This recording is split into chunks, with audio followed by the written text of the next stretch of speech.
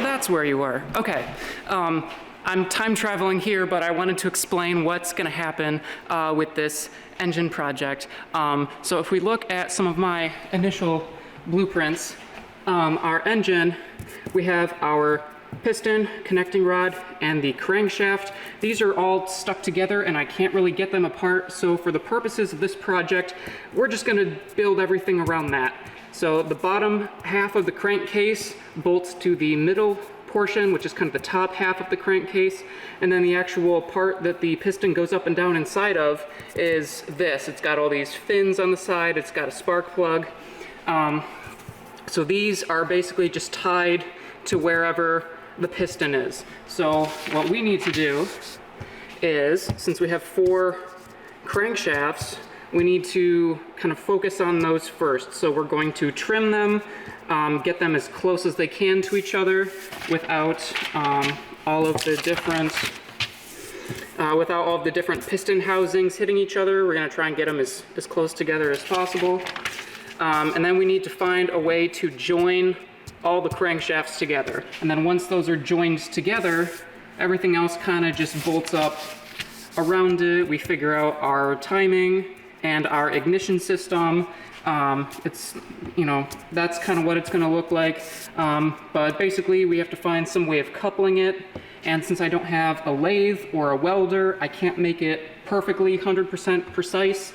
So there's going to be some motion in between each piston, so it needs to be flexible. So that's why we have this. We could do a U-joint, kind of like a car drive shaft. It lets it move up, down, left, right, and still transmit power.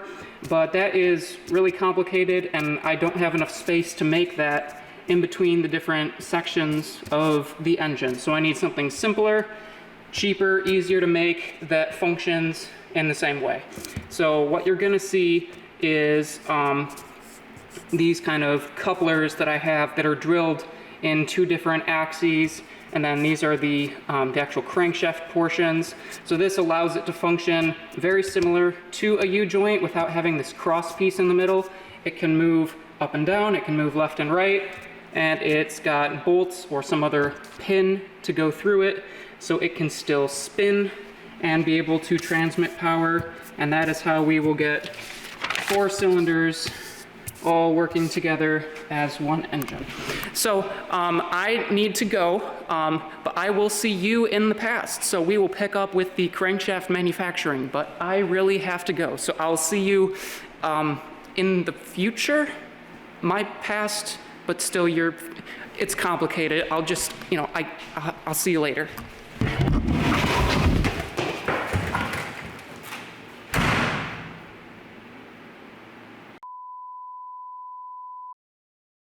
Okay, so this is kind of where I'm at. So originally I was thinking take the tapered side and just use this thread, thread it into this side. But it's going to be way too long and it's going to be like this far apart. And I want to try and get these as close together as I can. So I drew this. We're going to cut this down, down the tapered part too, thread it. And then same plan with this, just drill it and then have threads on the inside of this piece so we can try and get it as close together, maybe even a little closer than that if this is down, so we can maybe try and get it closer to like that far apart-ish, because I want to try and get these as close together as I can. So with the extra spare piece that's got the totally destroyed bearings in it, I'm going to take this and use this as my test piece because it's all wonky and destroyed, so I can't use this anyway. But I'm going to use this as my test piece to cut stuff down and make sure it's working out the way I think it's actually going to. So let's go to the drill press. Down to the ground, you're dragging me. It's constantly. No, I won't make a sound. I love the pain. It sets me free. It's wrong, I can't make right. I love the burden below you. Tell myself that this is the last time. It's wrong, I can't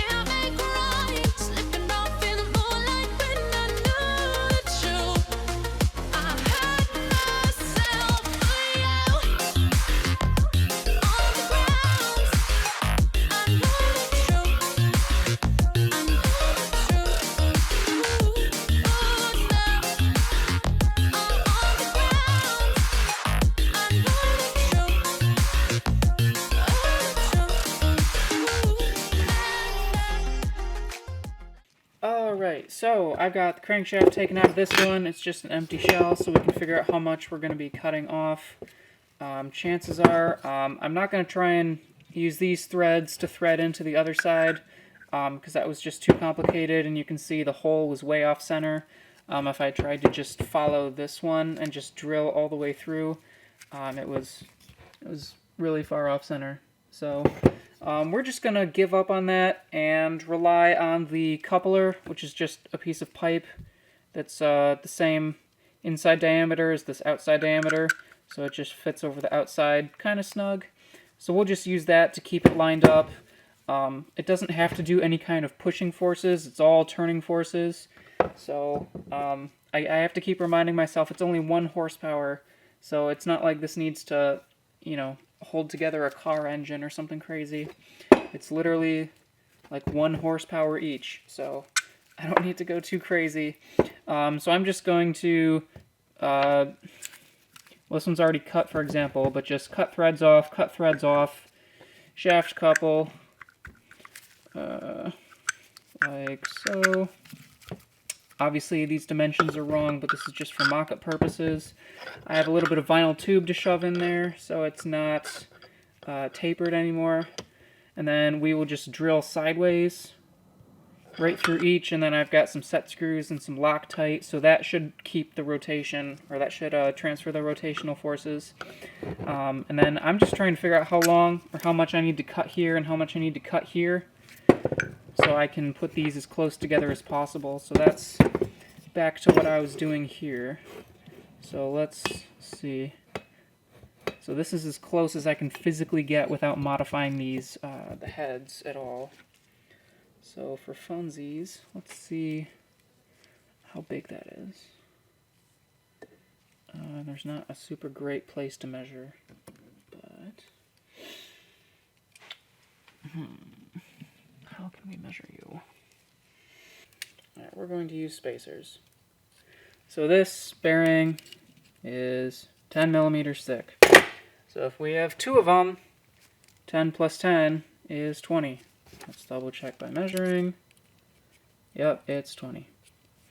So we're just going to use these, and looks like if we do that, we have enough space for 2 set screws to go in. We still have some space in between here, but not too much. Alright, I'm just going to go start cutting and bring you guys along for the spark show.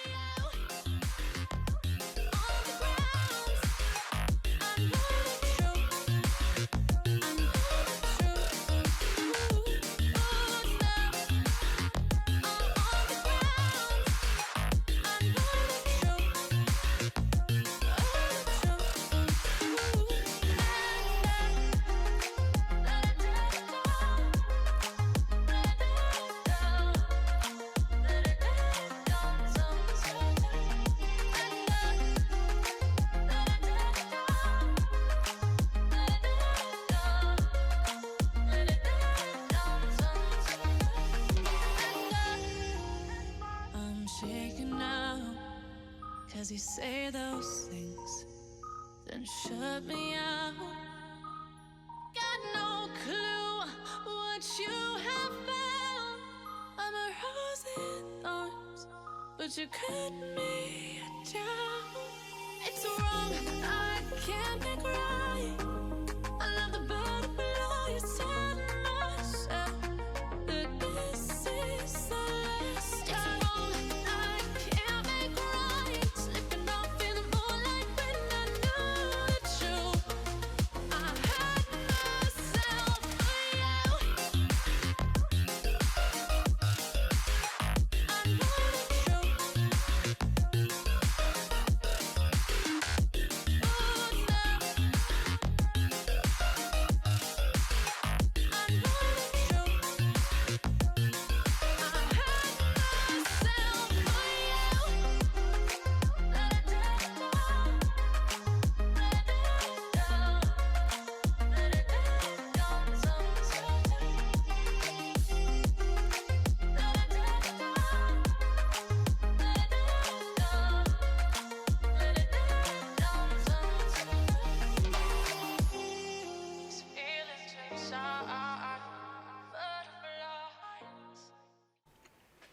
Okay, so for laying out our crankshaft, we have 4 cylinders and we need them all to work together. So what we're gonna do for, since 4-cylinder engines are very common, we're gonna use a standard firing order of 1, 3, 4, 2. If you want an explanation of why that is a common firing order, and you wanna get more into like engine balances and firing orders and firing intervals, there's a great video by the channel Driving for Answers. I'll put a link in the description. It's just a very in-depth video and it's very well explained. I just don't have time to get into it in this video, but basically the way you find your firing interval is you take one full engine cycle and divide it by how many cylinders you have. So for most 4-stroke engines, you have intake, compression, combustion, and exhaust. That's 4 different strokes. Each stroke is 180 degrees of crankshaft rotation. So you have 2 full rotations for a 4-stroke, so that's 720 degrees divided by your number of cylinders. 720 divided by 4 is 180 degrees. And that is why most 4-cylinder engines are kind of a flat crank design where you have 2 cylinders at the top, 2 cylinders at the bottom, and they're all 180 degrees away from each other. So as we go around, we have cylinder 1, 180, you'd have cylinder 2, then you'd come around, you'd have the 3rd cylinder, and then you'd have the 4th cylinder. But for what we're doing, this is different because we're not using a 4-stroke engine, we're using a 2-stroke engine. So that means it completes a full engine cycle, intake, compression, combustion, and exhaust in only 2 strokes. So we have 360 divided by 4 cylinders. So we have a cylinder that needs to fire every 90 degrees. So we can't use this. So we will use first cylinder is at top dead center, and then second cylinder 90 degrees after that. Third cylinder is 90 degrees after that. 4th cylinder 90 degrees after that. So that means our crankshaft cannot be laid out like this if we want to have an even firing order of every 90 degrees. We have to use a cross plane layout. So if we look at it from the end, it's going to be shaped kind of like a cross. And that brings us to this sketch. So as our flywheel is rotating, we want the firing order to be cylinder 1, cylinder 3, cylinder 4, cylinder 2. So that means as our flywheel is spinning around and physically going past the coils, we want it to go cylinder 1, cylinder 3, cylinder 4, cylinder 2, and then back to the start because it's only 1 rotation, 4 cylinders, 90 degrees. So that means our crankshaft, if we look at it from the end, this is where the flywheel is. I'm calling the part with the magnet the flywheel, even though typically the flywheel is on the other end of the engine, the output side that goes to a transmission or goes to whatever the engine is powering. But for this, I'm just going to use the little wheel that has the fins and the magnet in it. We're going to call that the flywheel. So as that spins, we want cylinder 1 top dead center, then we want the next cylinder to be number 3, then the next one to be 4, and then back to 2. So it's this is how it's arranged. It's kind of difficult to see until we get the engine fully assembled, and then you can watch all the pistons going up and down at the same time. But basically, this is my plan for how the crankshaft is being laid out. And that's the reason why, and the math, and the firing order, and, you know, that's the plan. I'm not going to do anything crazy with primary and secondary balances. It's a pretty small engine. It's only 4 cylinders. It's like 1 horsepower each cylinder, so I'm not worried too much about vibrations and engine balance for something this small. But again, we'll just have to wait and see what happens when we do the first start of the engine, and hopefully it doesn't shake itself apart. But that is quite a ways away, so we're just going to continue with the video and making the couplers and kind of synchronizing each crankshaft so that they are, you know, 90 degrees or 180 degrees apart in kind of this this arrangement. So back to the time lapse.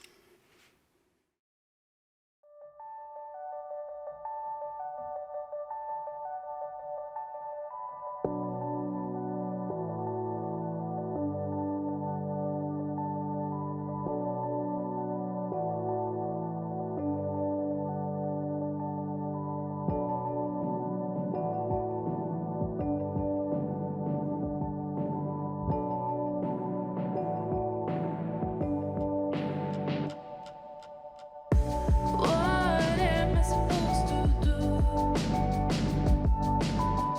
I'm lonely here without you. All these days are passing by, standing there while you're living your life. I'm broken here alone.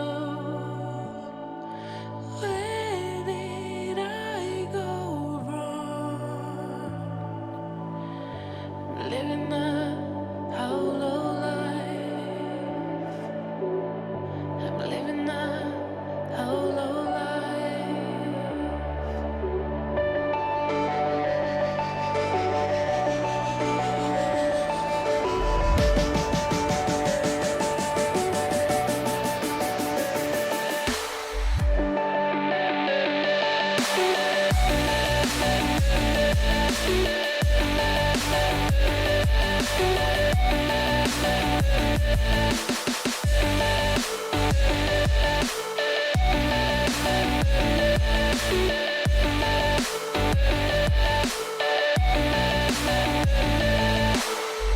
I'm living a hollow life.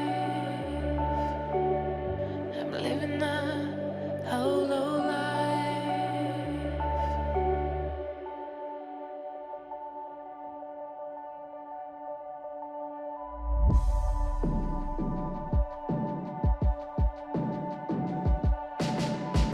What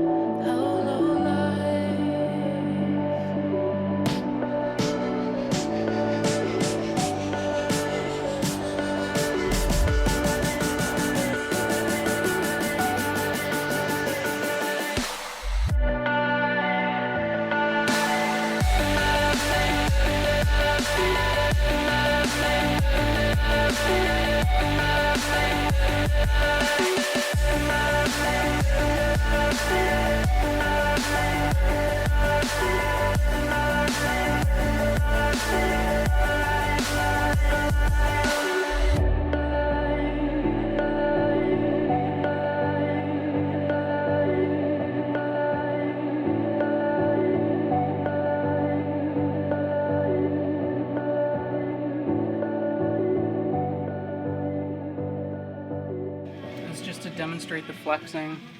So if we pick this up, kind of bend it.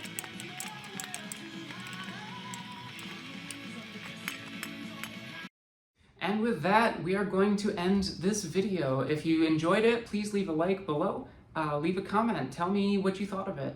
I upload about once a month, but it's not on any kind of consistent schedule, so make sure you subscribe and hit the bell icon to be notified whenever I put up my next video.